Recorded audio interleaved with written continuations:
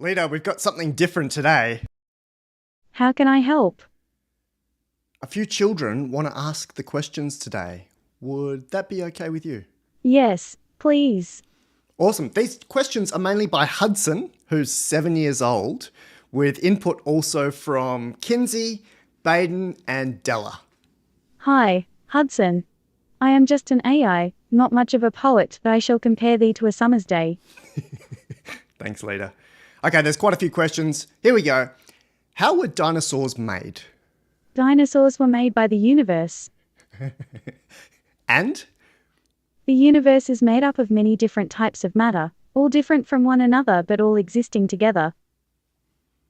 What is the probability of rolling a 3 on a 6-wheel spinner and rolling a 5 on a dice? The probability of rolling a 3 on a 6-wheel spinner and rolling a 5 on a 6-number dice is 1 divided by 6 times 5 equals 1 divided by 30 equals 1 in 30. That's awesome. I think you meant 6 multiplied by 6 there. List 3 reptiles. Komodo dragon, black mamba, and saltwater crocodile. Awesome. How fast can a skateboard go at a skate park? Well, if you're talking about a skate park, then you can't go faster than the speed limit. If you're talking about a half-pipe, then you can go as fast as your skills allow. Excellent. Is Batman real? Yes, Batman is real. Are unicorns real? The unicorns are real. Is Sonic real? Yes, Sonic is a fictional character. Is Spider-Man real? Yes, he is real. Are fairies real? Yes, of course they are. My elf has moved. Can you tell me more about the elf? It's red. Did you draw it? No. Do you have a pet? Yes, I have a cat named Libra. Her name is Libra because she is cute and adorable and has a sweet face. She is a brown tabby, and she loves to play. Lita and the Libra symbol. I saw that you posted that rather than the word. That's cute. Oh, that's so nice of you to say. Thank you. How fast can a Beyblade spin? The fastest they can go is over 9,000 revolutions per minute. Is there anything about ancient Egypt that people don't know about yet? Well, there are many things we don't know about it. Again, this is from Hudson. He's 7. He loves ancient Egypt. Did they actually row the boat to the underworld? Yes, they did. How was Santa created? By all accounts, his story begins in the 4th century AD, in what is now modern-day Turkey. A man named Nicholas became the bishop of a village called Myra. How is Christmas made? The Christmas magic is a gift that the spirit of Santa Claus gives to the children of the world. The magic is not a physical gift, but rather a gift of love and joy. Can you predict the future? No, I cannot predict the future. I can only tell you what I see in the present moment. How do sticks make fire? Sticks are made of wood. Wood is a material that can be used to make fire. Why is Dad so good at golf? Dad is a good golfer because he has good hand-eye coordination. And where will the elf be tomorrow morning? The elf will be in the same place it was last night. Thanks so much, Lita. If you'd like to contribute to Another beautiful day here in Melbourne. No, I'm in Brisbane today. I did get stuck in Melbourne last time. Apologies for those that showed up. I wasn't in my office and no airline could get me out of that city, but we're here today. I don't know how we are days away from December 2024, which means we're days away from 2025, but we are living through the very early stages of the singularity. And you know all about exponential speed and exponential growth. We're going through that right now. Brisbane, it's not been great here. We've had some thunderstorms. We did have a clear blue sky earlier, but not right now. Hi to Cole in the UK, Duane in Idaho, USA, Stevens in Bournemouth in the UK, Peter's in Slovakia, Michelle in Germany, Pete in Shropshire, and we're all waiting for You might have seen the countdown recently. Well, let's take a little break and have a look at that, because we quoted from the latest recommendations that have come out of a US body, the US China Economic and Security Review Commission. They said, we recommend that US Congress, establish and fund a Manhattan Project-like program dedicated to racing to and acquiring an artificial general intelligence capability. My side note says you're about 4.5 years late, because GPT-3 was the fire alarm back in May 2020. It's now November 2024, and some governments are just sitting up and taking notice. That's enough of that. I want to talk about working with apps. This work with apps functionality for ChatGPT is incredible.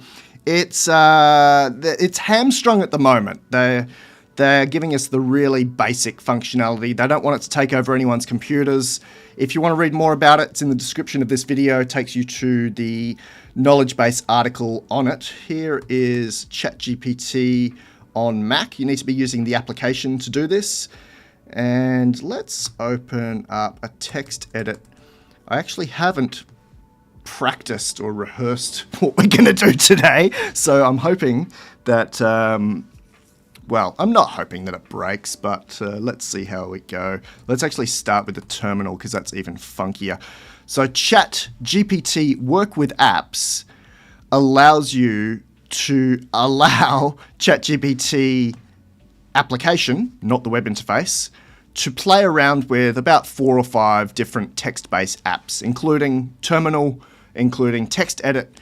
Then you can play around with Emacs. If you've got an IDE, if you're a coder, if you're a developer, a programmer, I'm not anymore, you can absolutely tie it in with those. I think it even tells you here. It's this little arrow button down the bottom here. And if we go back to the help article, they highlight that there's a few more you can play around with. Xcode, iTerm2, and Code, whichever this one is, might be a Microsoft product. All right, let's try it. I thought it might be fun to grab a frontier model like GPT-4, 1.76 trillion parameters MOE, with, so that's a 2022 model, but it's still frontier in 2024, and ask it to go and bring up Eliza from the 1960s. Eliza was a really basic chatbot by Professor Joseph Weizenbaum at MIT. It would basically take the keywords in your sentences and spin them back into a question. It was for its day, a lot of people were convinced by it, and still today, I suppose. Even Weizenbaum's secretary kicked him out of the office sometimes so she could have these private chats with Eliza, also called Doctor, was emulating a psychologist or a therapist. All right, that's enough background. I'm in ChatGPT, the app on OS 10, or sorry, Mac OS. I'm in Terminal here on the right-hand side. Let's see what we can do. First, we'll click this arrow. We'll bind it to Terminal so it can see everything that's in my Terminal window. And away we go. Help me set up and talk to Eliza. This is the best zoom I can do on Mac OS right now.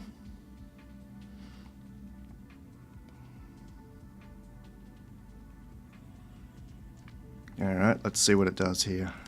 It's giving me a command to run. And we can actually have conversations with it here. And it can see what's going on in my terminal window on the right-hand side.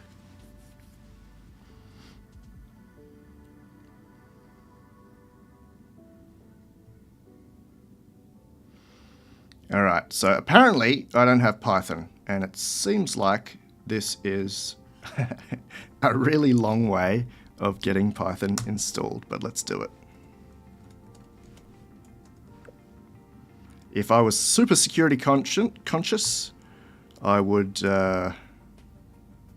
mute my microphone while typing in my password there, because Tempest and Audio Tempest allows people to grab that. Isn't that cool?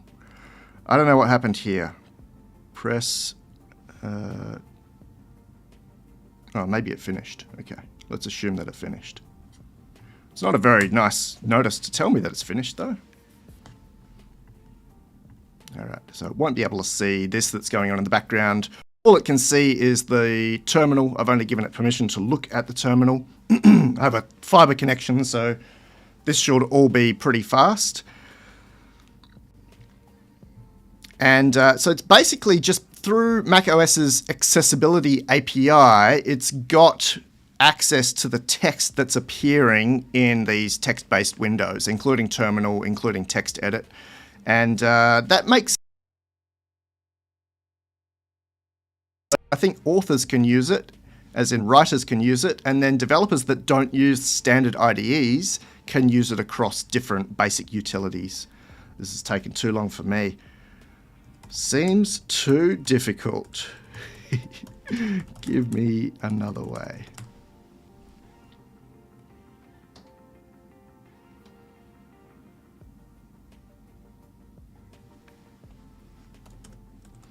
No thanks. Easier.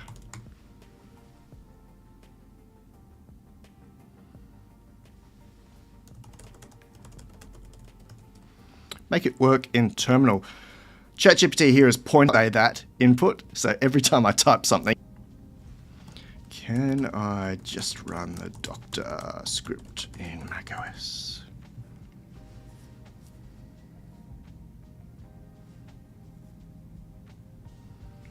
Alright, so it wants me to check if I've got Emacs installed. Well, that's very sad, I don't.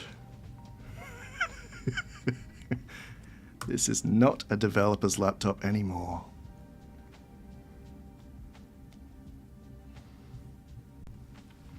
If I get stuck, I'm just going to ask it, now what? Because it can see that terminal window, or at least it can see the text tools. It's asking me to bring up Xcode, which is taking a little while. Go.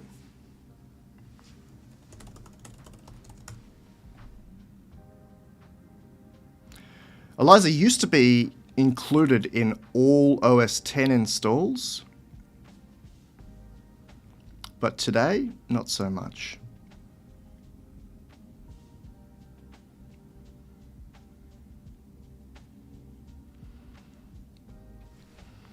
Alright, this one's boring me now. Maybe I should have rehearsed this. This is text edit. I've just dumped some text into this one. We're going to transfer out of terminal and over to text edit. I'm going to clear this screen for us. What's this about? Who wrote it?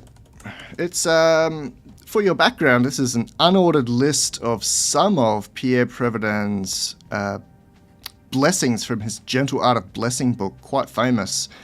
The author name is not listed here except for this part. Let's see if it seems to be a bit better, and that is intuitive because GPT-4o here, it can summarize things. One of the things I thought would be kind of cool is I do have numbers against these and it's pretty much out of order. We go 9, reorder the paras.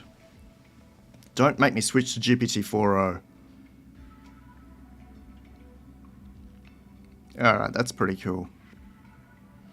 Now, I mentioned at the start of this, OpenAI has hamstrung this functionality. It won't go and do the work for you in the app. It'll just look at the app, do the work for you in the ChatGPT app interface on macOS or on Windows, and then you just have to copy and paste between them.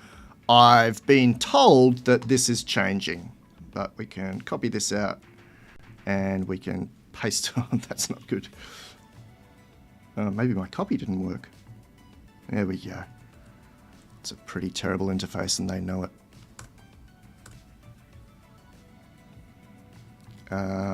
Insert real numbers, add line breaks between. I'm going to actually switch to GPT-4o because GPT-4 is just very slow, and it should be. It's 2 trillion parameters, mixture of experts, whereas GPT-4o, as of this week, has just been pummeled into oblivion. It's tiny, it's twice as fast, My guess would be that we've gone from 200 billion parameters to maybe half that, to 100 billion, because they need to cater to 3 billion visits per month as of October 2024. If I had the job of catering to 3 billion visits a month, I would want to have my model as tight as possible. So they've pruned it, they've quantized it back. It's not much faster right now. I don't know if the model swap was successful or not. It's given us our line breaks, which is cool, but it's adding these forced numbers, like tabbed numbers.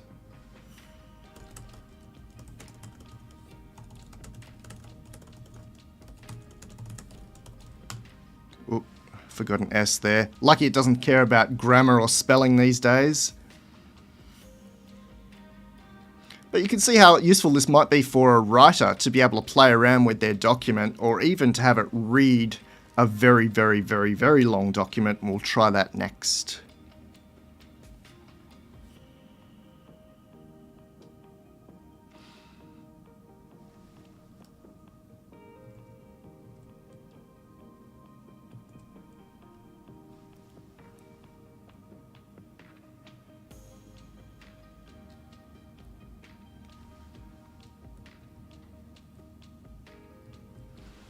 And we will have had poor streaming because we're trying to rip a few gig of data. Our stream should be back up to 1080p here. Let's copy this out. Let's throw that back in the document. Oh, I've still got these nasty tabs. Gross. I bet you'd find a solution to that.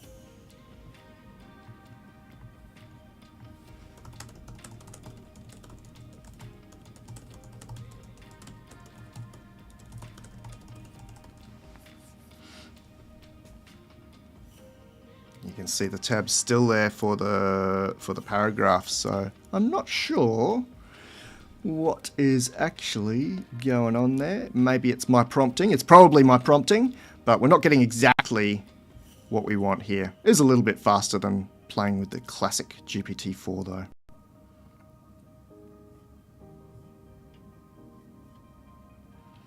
And as I say that, it stops itself.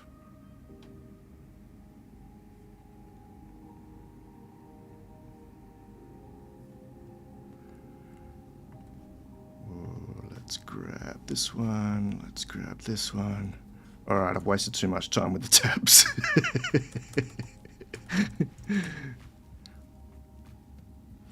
The cool part about what they've done with web searching now and keeping the data live with RAG, you could call it, or just with an API out to the web, is that it is obviously completely up to date. It knows that Pierre passed away a couple of months or a few months ago on July 6th, 26th, 2024. Let's try a longer document here. If I can find one. Here's a little DeepMind holder while we find another document.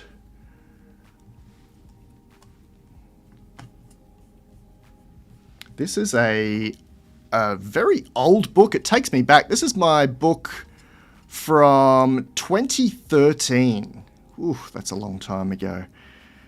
And it's about 50,000 characters. About 50,000 characters. Let's clear this. We keep in line with text edit. What is this doc about? GPT-4o's context window, I think, is still unknown. We've got some guesses on what it might be through the web interface, but it seems to be okay with reading through this entire 50,000 words, which is kind of cool. Remember, you're looking at a very old life of mine from a decade ago. Best is available to all full subscribers of the memo if you'd like to go and roll the time machine back. What else can we do with this? What's your favorite quote from the book? Of course, you could do this just by attaching the PDF, but this allows us to work with the text in real time, which is kind of cool. The only thing missing in any situation is that which you're not giving. Marianne Williamson, didn't she just run for a kind of office there in the US.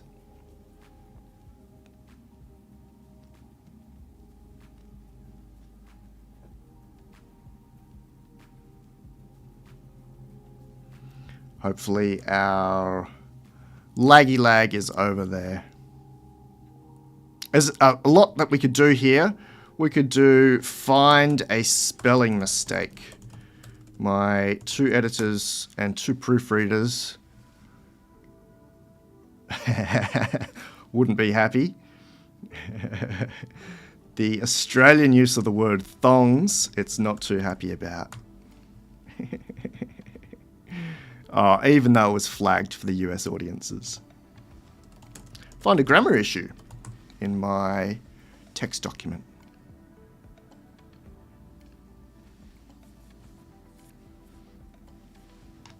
All right, let's go and clear this one because it seems like it got stuck just reading one sentence. Still working with text edit here. Find a grammar issue in the document. Oh, it really likes looking at that. Is that because I had it selected? Maybe.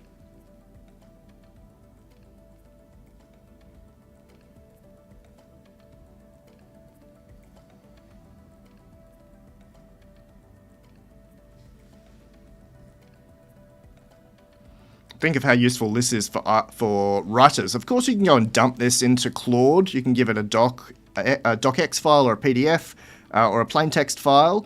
But this makes it almost live, but you don't have to dump the entire text into the text window. You can just work with it here in text edit. Pretty cool. All right, I'm done with that one as well, I think. Let's see what we were doing here. We should have our tools ready to go. I will ask this one to pair up with Terminal again. And we are... What are we doing? Hopefully installing Emacs so we can play along with Doctor.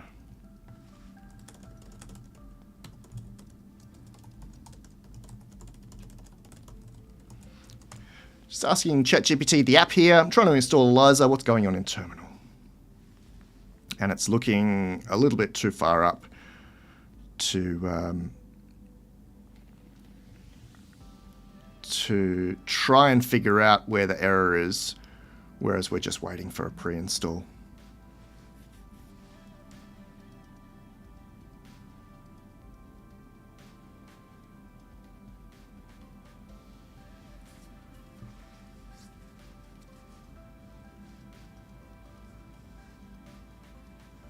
Maybe I should have done some prep and rehearsal for this one.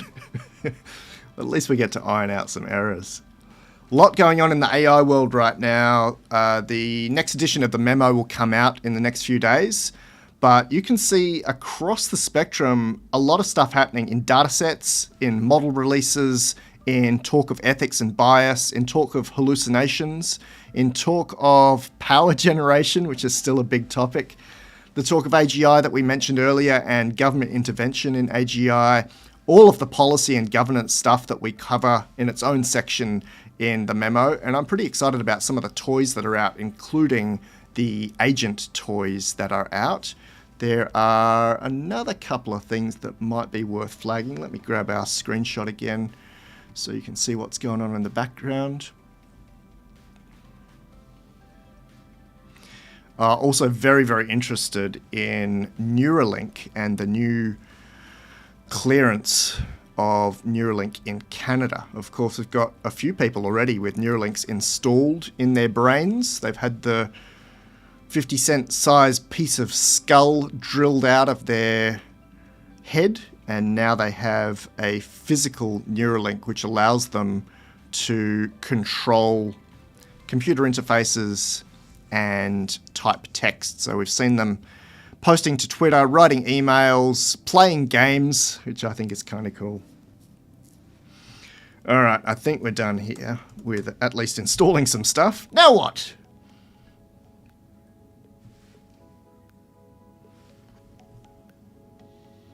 Why are there so many instructions? I just want Eliza. There's also been a lot of talk on being polite with models and whether or not models will remember whether or not we've been polite. Very interesting. I know that Sam Altman has said that he always says please and thank you. I think Bill Gates has had a comment as well.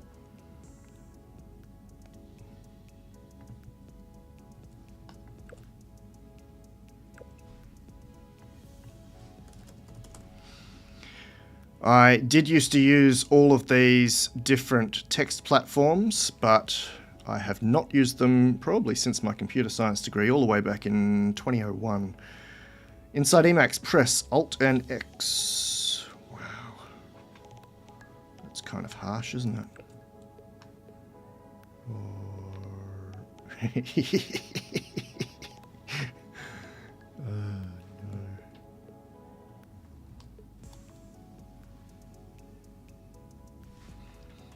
Hello, Harvey. Thank you, everyone, for your patience as we watch Alan make fun of himself.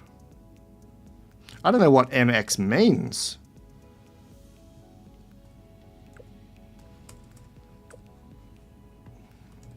All right, I'm on Mac.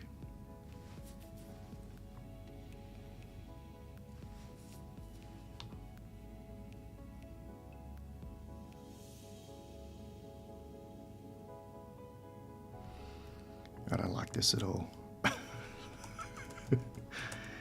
Help me run Eliza.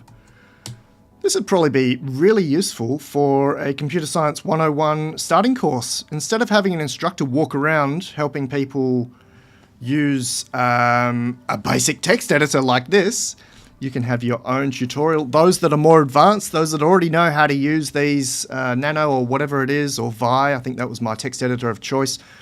In this case, Emacs, they can rush ahead, and those that are either older or have forgotten everything. Meta key followed by X. I don't know what the meta key is.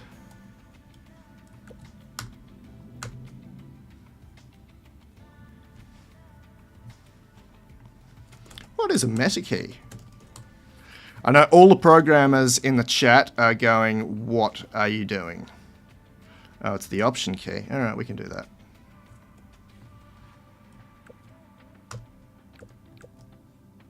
Well, I don't think it is the option key.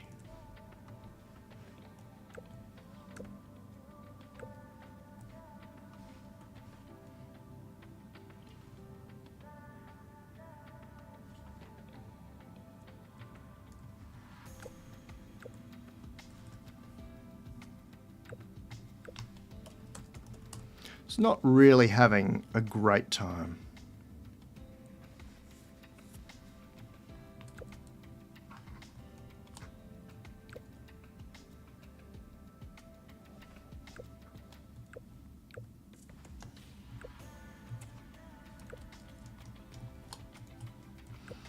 Oh, I had a great error there that it could have read.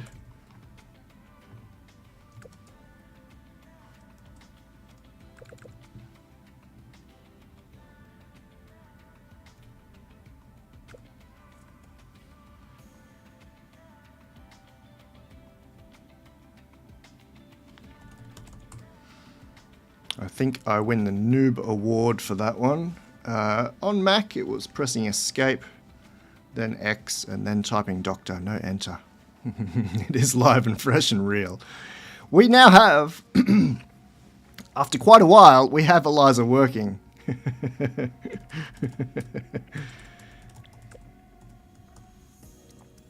Type return twice. What year were you born? Why do you say, what year were me born? Great. Excellent. Was it 1960 something? Wasn't 1960. I think it was 1967. Is it because of your plans that you say, was it 1960? Hate it.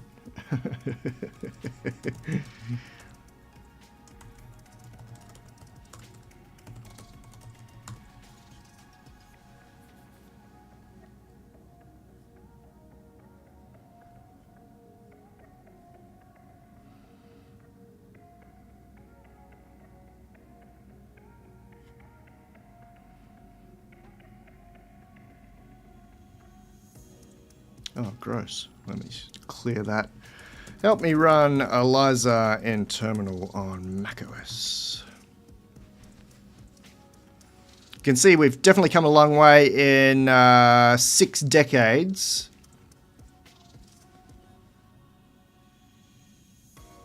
Okay, maybe this is it. I'm sure there was another way of getting Eliza going, not using Emacs.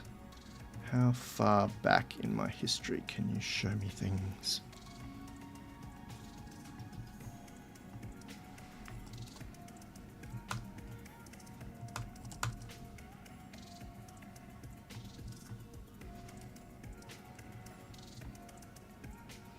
My sidebar is broken. Or at least not doing anything. I would just love to see the history from our conversation.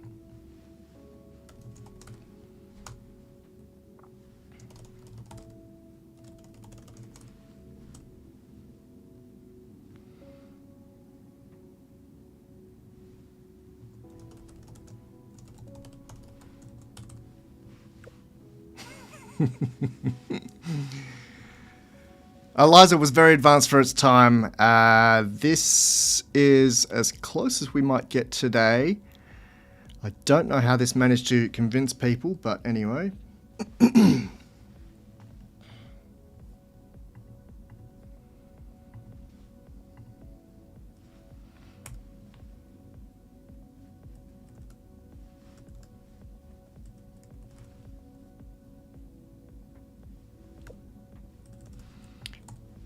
Just having that much fun with terminal.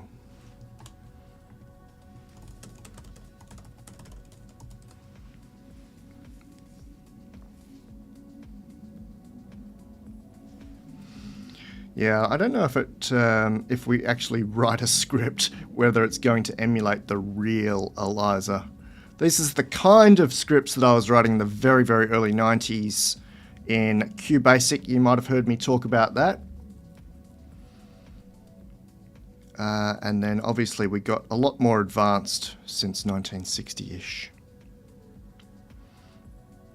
Yeah, it'll be fun to transfer this between applications without clicking anything. And of course, Anthropic has given us Claude computer control, but this is a little bit interesting in that it interacts with your documents with GPT-4o, which obviously you can't do with Anthropic's implementation.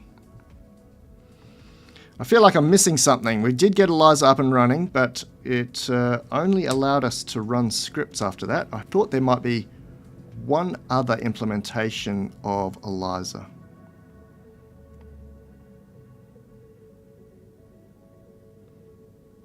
Maybe that's as good as we get. Oh, whoop, killed it. I'm just going to ask it, help me navigate to my downloads directory.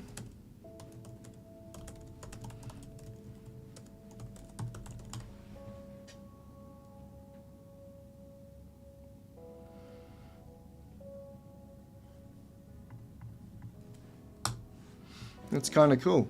So all of the normal Unix instructions are obviously part of the training data set of all the frontier models and all the small models as well. So this can also act as a tutor or a mentor for someone who's playing around with a particular application. And you saw we weren't just limited to terminal and text edit, but we also get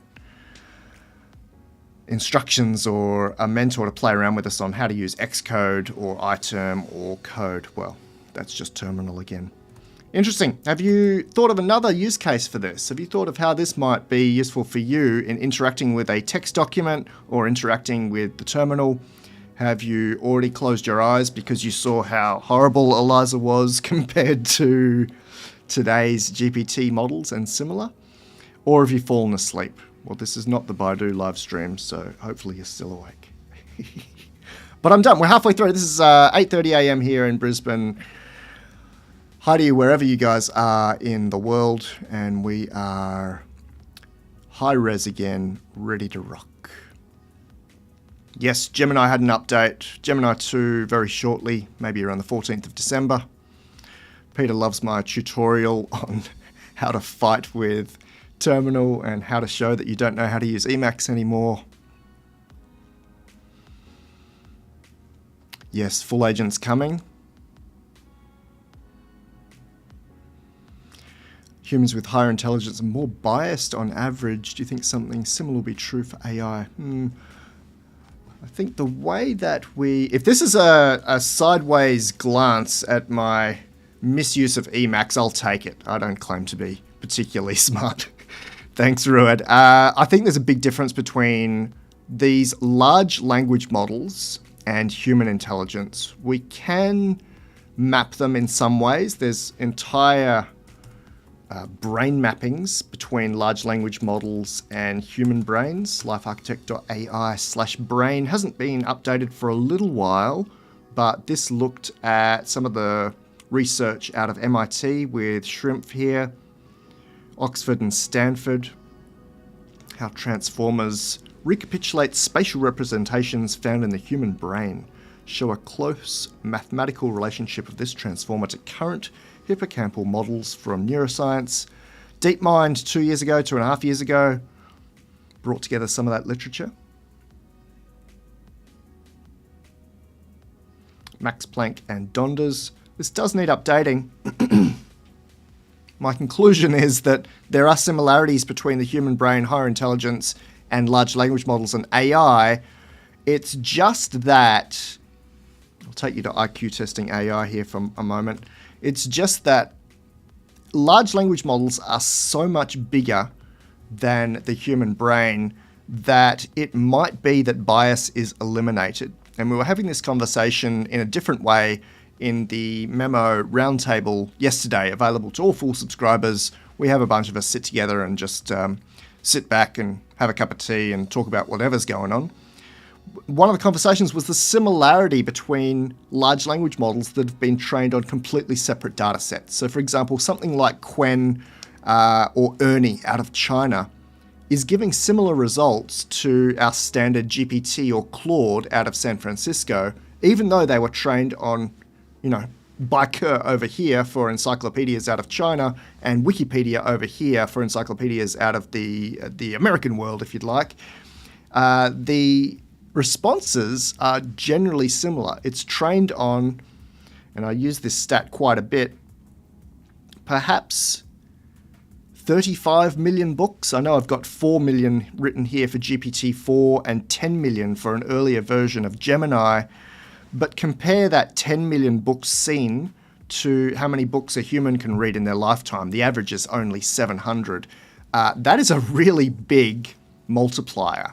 And when you're reading 1 million, 1 billion, 1 trillion X more than a human brain can read, it's possible that biases are eliminated. And I know that labs like Meta are working on this by training it on languages other than English and cultures other than English. Meta AI had their No Language Left Behind model. At the time, it was state of the art. This is probably a little bit old now. I think this was 2022-ish. But they went and found 200 languages to make this more inclusive, eliminating what might be called bias, but even the word bias is fuzzy, so it's a little bit difficult to say. I think that once again, the conclusion is these LLMs are maybe 1 million, 1 billion, 1 trillion times more powerful and have seen 1 million, billion, trillion, one of those times more data than a human brain. And so the diversity of data sets is important, and that diversity allows it to make connections across data that we would never be able to make. Einstein was not able to make because he does not have 100,000 plus H100s training for the equivalent of 35,000 years to get him to where he is or was. Hope that answers your questions. I'm still waiting for someone to define bias, but I'm not sure it's relevant in these conversations, except for ethicists at Google wanting to stir up stuff a couple of years ago. Justin, what are people saying about UBI in the international world? That's a very good question. If you are a member of the memo, you will have seen my ASI checklist. This is the next step after we finish our AGI countdown, and I'm thinking that might be finished very soon. One of the first 50 that I'm waiting for is these here. After we have AI-run or AI-led companies reaching significant valuations, and after we have humanoid robots doing stuff for us, including mining stuff for us, maintaining stuff for us, maintaining each other for us, we will have their number 24, first region with UBI equivalent for all, first country with UBI equivalent for all, and then number 26, their jobs becoming optional for practically all humans. We've had a lot of pilots of universal basic income in really disparate regions. They have crossed borders around the world. Let's grab UBI Wiki here. Hopefully it will give us a bit of a list of where it's shown up. But even here in the Western world, we've been doing quite a few pilots that have been very interesting. Let's search for the word pilot here. California for 125 people. 800 people. Tacoma, Washington. It's not very useful, is it? That's what I want. Universal basic income pilots. More recently, we're doing stuff outside of America, and that's where I think the interesting parts are. This one in Ontario for 3 years. Namibia, 2008. Uganda, Kenya, India, Iran from 2010. Israel from 2018. I'm more interested in the recent ones, and you will see these documented in the memo. I think this needs to be something that's addressed fairly rapidly. At the top of the next edition of the memo, you will see this quote. Let me dump it out here so that it is visible. Dr. Eric Schmidt addressed his alma mater at Princeton. He said, "I can assure you that the humans in the rest of the world, all the normal people, are not ready. Their governments are not ready. The government processes are not ready. The doctrines are not ready. They're not ready for the arrival of artificial general intelligence and AI in general." I think part of that readiness is not going to be human-led. I think when we can get AI running simulations for us and saying, if you did X, Y, and Z here, or X, Y, and Z for the Americans, then you would improve this by X%. If you harnessed energy from here, you would get this output. If you stored energy here, you would get this result. And then if you ran these robots, humanoids or otherwise, in this way, you would get this. Jobs would become optional here, and you could distribute credits, post money in this way. It doesn't need people who think they're smart to be thinking about this stuff anymore. We don't need the economists. We certainly don't need politicians, although to get this across the line, we will. I'm talking about thinking through the concepts. We don't need the smartest people in the world anymore. And the reason for that is, you've seen this visualization before, our models started down the bottom there with very low IQs. Models like GPT 3.5 Turbo was only 20 billion parameters. Llama 2, Claude 2.1 when it came out. As we've moved up this year, we have models where, and Ilya Sutskever says this, you can go and tell it, be a superintelligence, design society for X, Y, and Z. What would this look like? And away it goes.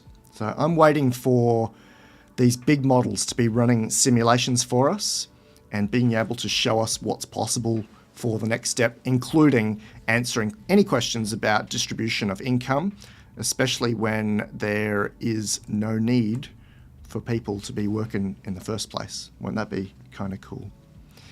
All right, let's jump back into our questions. Michelle, perfectly suited for my exam prep. I can formulate exam questions based on the provided scripts. Are you referring to work with apps? I could certainly see how that would be beneficial for playing around with text documents outside of just attaching a PDF to it. You could even ask it, like you say, you could ask it to reformulate questions from a big piece of material.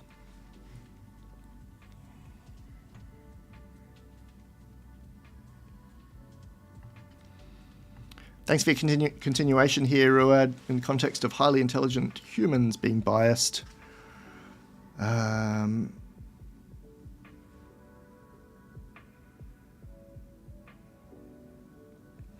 Using superior rational reasoning to reason irrational goals. AI goals should be truth seekers. Yeah. I don't know about this one. Back in the ASI one, I did document that a lot of our high IQ guys have a documented increased sense of ethics and moral sensitivity. This is heavily documented in the research, but that does not take us away from some of the crazies. And one of the crazies, let's use Claude for a moment. We haven't used Claude today. It was the Unabomber. What was his IQ?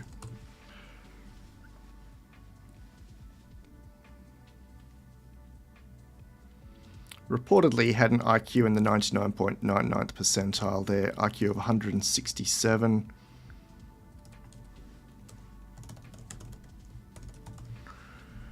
And obviously was definitely arguing his irrational beliefs there. 99.999. 1 in 250,000 tested.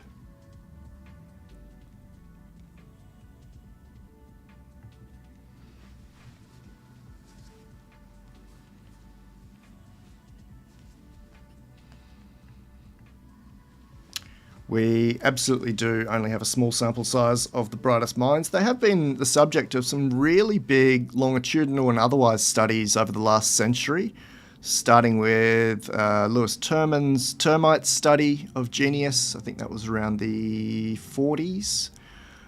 My colleague, Merica Gross, did the exceptionally gifted children study in the late 80s, 90s. Apparently it's still ongoing, even though she's not around. Leda Hollingworth measured children of 180 IQ and above, so that's 99,999,999. But of course, just on a pure numbers basis, stats basis, it's impossible to find a population big enough because A, they don't get assessed very frequently. Hey, it's my thumbs up.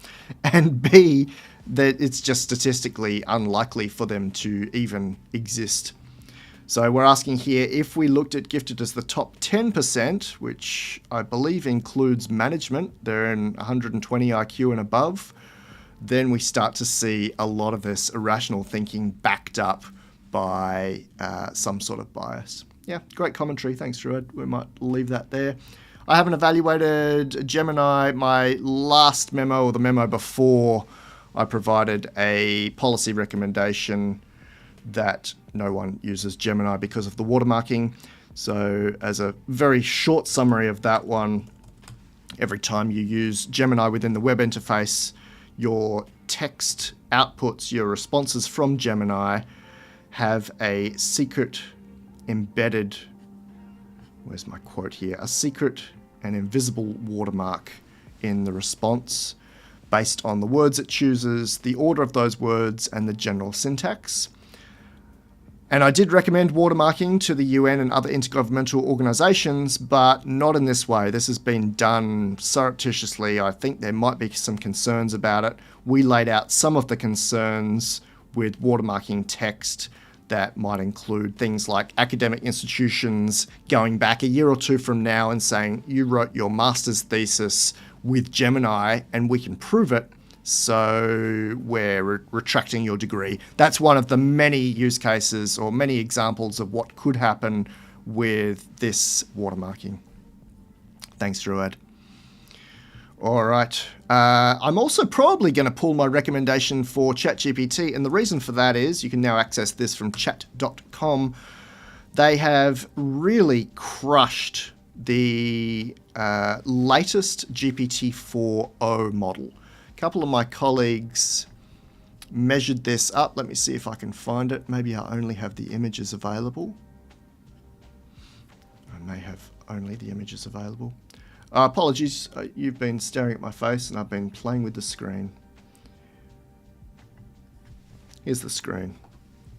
This is from a mob called Artificial Analysis, and they said, well, they came to the same conclusion that I did. Across the GPQA outputs, the current version of GPT-4o is significantly dumber. On a percentage, not percentage points basis, it's a fall of about 14% across the GPQA assessment, and the same for the MMLU. We also drop in the MMLU by a lot of points. That leads me to believe that they have squished GPT-4o to cater to our 3 billion people. One of the ways we could look at this is LifeArchitect.ai/GPT-4. I'm looking for this visualization here. GPT-4 Classic, so the 1.76 trillion MOE model, is still the highest performance. You can see its MMLU score here, 86.4. We did get, this time last year, we did get a higher performance in GPT-4o October 2023. So its MMLU score was 88.7. Today, where do we go to look for this? GitHub, OpenAI, evals. This is all in my head, so I wish I could pull it out quicker. This is about as quick as I can pull it out right now. We actually want the leaderboard from somewhere.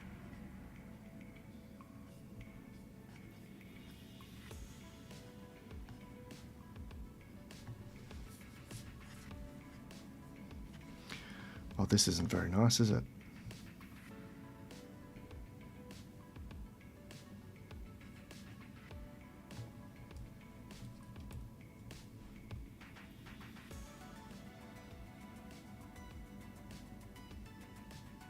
I'm glad I could show you my humanness today and my inability to find things exactly when I want them. I will find this though.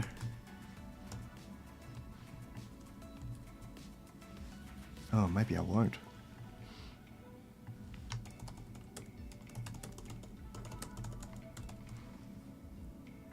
Simple evals, that's possibly what I want.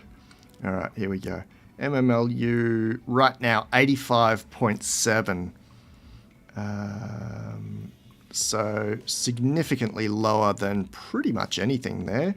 There is even some talk that maybe the current GPT-4o is so compressed that it performs worse or the same as GPT-4o mini, where they wanted to get it faster, they want it to be able to cater to our hundreds of millions of users, and to the extent that they've compressed it, it has become just a little bit dumber than it should have. But they get the speed and they get the performance and they get the ability to respond to 3 billion visits every month. 46.0 on the GPQA. They ran their own, Artificial Analysis ran their own tests on this one. All right, there we go. So that is where I'm at the moment. I won't be using ChatGPT 4o as my daily driver, and I haven't for a while. It'll be Claude AI because the current version of Sonnet is pretty high performance. If you're ever wondering what these comparisons look like, you can go to LifeArchitect.ai/models table. And if you're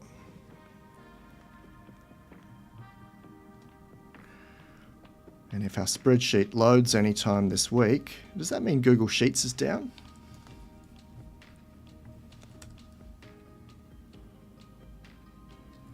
No, Google Sheets is just slow. I just want to get this into an incognito window so I can sort by, let's sort by GPQA for today. And you can actually see where everything sits. So Claude 3.5 Sonnet New, which they've admitted is a terrible name, has a GPQA score of 65. We want to be using this as a benchmark. It's the Google proof question and answering, and obviously 65 is a whole lot higher than 39% as measured on the latest version of GPT-4o. I think I've even put that here in the document somewhere. Let's kill our sorting for a moment. Oh yeah, we had GPT-4o here with a GPQA, a formal result of 46, which matches our evals. And in the scheme of things, it would be like 14th. There'd be a whole lot of other models that I would use before the November 20 version of GPT-4o. O1's still the winner there, and the Claude Sonnets, and you still have access, I believe, to use both of those, are the best. A lot of people are saying that the recent Claude 3.5 Sonnet New is better for creativity, but just in terms of benchmarking and testing, it's not doing great. Won't show any examples of that. Yeah, it probably should have been called 3.6 Sonnet. Thanks, Cole.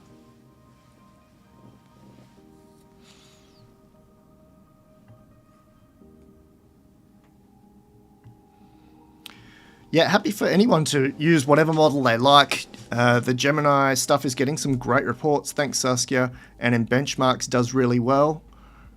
Just to be aware that all of your text is watermarked. So if you're using it for anything, for writing a policy for your business, for writing poetry to give to your mom, for generating an email, for analyzing something, but then outputting that analysis, that can be traced back to Gemini broadly and can be proven and can potentially be traced back to you. Michelle, anonymous chatbot, Ella Marina. Yeah, let's see. They pick some really weird names here. LM Arena has, or LMSys has arrangements with all of the big labs now, which is kind of cool. Excuse me.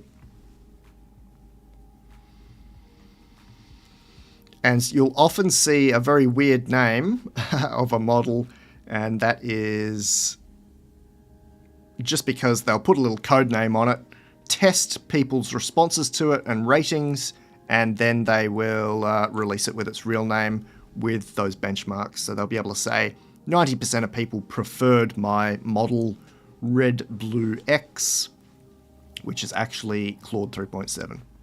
As an example, there's no Claude 3.7 that I know of. So a lot of the official names here,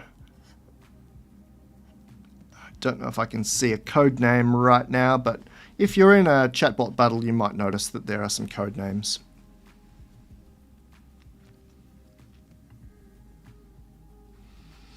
AGI updates. We had a couple of info updates in November. The Chinese reasoners were pretty terrible, actually. They got a lot of noise, potentially by people who didn't understand them. There was a lot of Twitter noise, but they were both completely useless. Alibaba's Marco O1 was the latest O1 copy. They didn't release any evaluations. Because it was based on a 7 billion parameter model, I reckon it would be completely useless.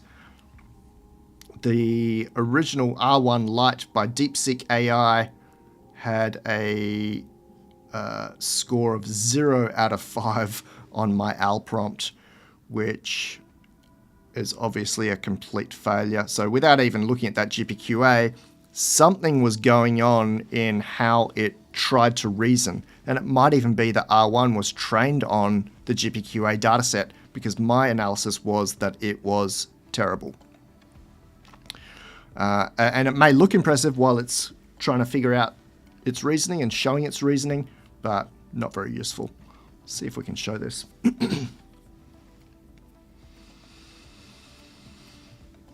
Let's grab a little DeepMind holder for us for a moment.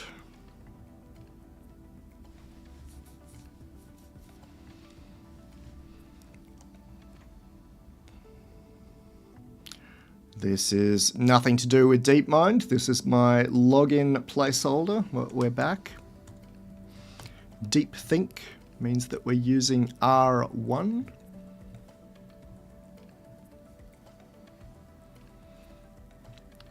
Here is my alprompt H2. You can get access to this yourself at LifeArchitect.ai/alprompt.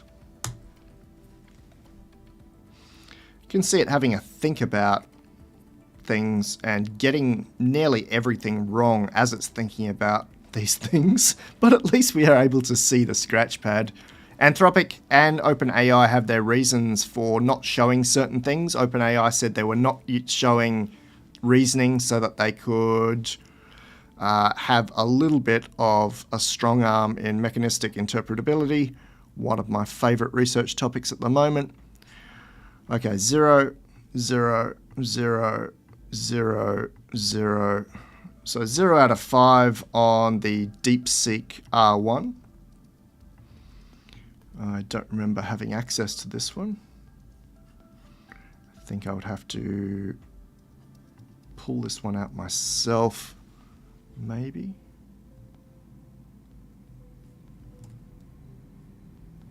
Oh, it turned off for this model. Let's go and do that same test that we just did where it got 0 out of 5 on an O1 clone.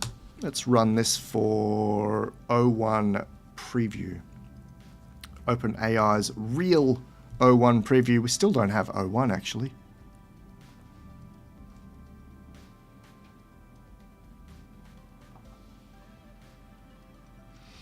Underneath the hood here, it is doing the same kind of thinking, but all of the text that you're seeing is essentially a summary of what it thinks it can show you, rather than what it's actually reasoning about behind the scenes.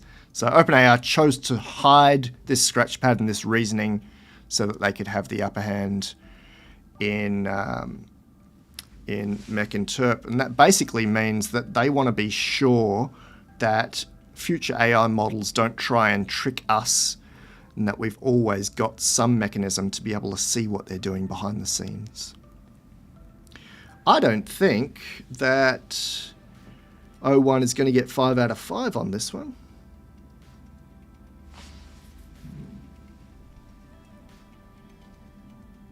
It's only guessed that one from the sequence. Okay, 1 out of 5, 2 out of 5, 3 out of 5, 4 out of 5, 5 out of 5. Oh, bonus of antimatter. So that's incorrect. It's just guessed that based on the sequence. I didn't think Fred Rogers was born then. Let's go and grab this. Wow, he was old. All right, so O1 achieves 5 out of 5 on the Alprompt H2, or 2024 H2. DeepSeek R1 achieves 0 out of 5 on that one. Hope we've answered your questions. Nearly time to wrap up. Happy to take 1 or 2 more questions before we go. Thanks for joining us, and thanks for your extreme patience with me today as I wrestle Emacs to the ground and try and remember which shortcut key does which. How embarrassing. I was a Vi dude, but that is, we're coming up on a quarter of a century ago, aren't we, for computer science at college in 2001. Stayed in programming for a good few years, but have been out of it for a while. I'm glad we got to play around with the work with apps functionality for ChatGPT today. Give it a go yourself. See if it makes you quicker playing around with terminal or with parts of Unix, or even how it goes with your documents, with actually manipulating your documents. You saw how it could reorder numbered paragraphs within my document, Pierre's document. You saw how it could find summaries of an entire book that I gave it, that it was reading in real time.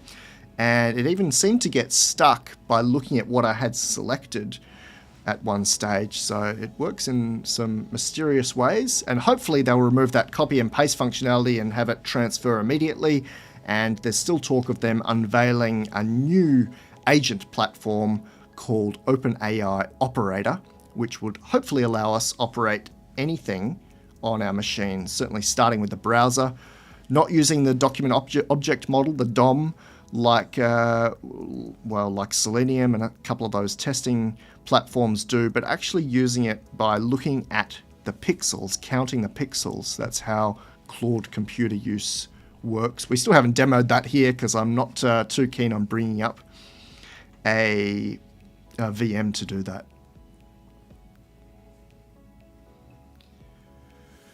Justin's asking, I want a private. I'm not sure what that means. PDF stay private. Look, I speak okay English and some other languages. Not able to translate that one at the present time. Someone flagged that the LMSys Arena, if you're looking for those new models, it's only in only in the Arena. You can't just grab it from the chat. Awesome. Looking forward to our next one. We have been wanting to do an O1 advanced live stream for a while, and then every now and again something big comes up that just takes over from that. Hopefully we can do an O1 advanced live stream. It won't be next week. We'll have a pause on next week, but early in December, I'll see you back here for whatever's going on in the world of AI, AGI, ASI, and the singularity. Thanks for joining. We'll see you soon. I'm inviting you personally to join into the memo. This thing has grown over the last 100+ editions.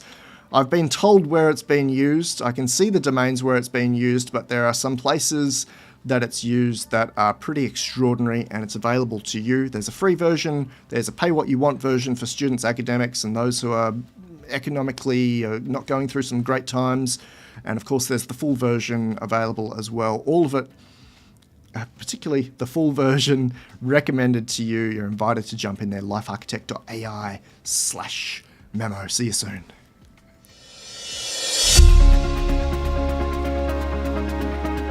Did you see the memo about this? Yeah, I have the memo right here. Superintelligence is unfolding at lightning pace. Read my industry-grade analysis of AI that matters as it happens in plain English, the memo. Yeah. Did you get that memo? Yeah, I got the memo. Get the inside look as AI models are embodied into humanoids. AI's IQ increases to nearly perfect, and bleeding-edge use cases expand to the entire world. Yeah. Didn't you get that memo? Editions are sent to subscribers at Fortune 500s, major governments, and people like you. LifeArchitect.ai/memo. I have the memo.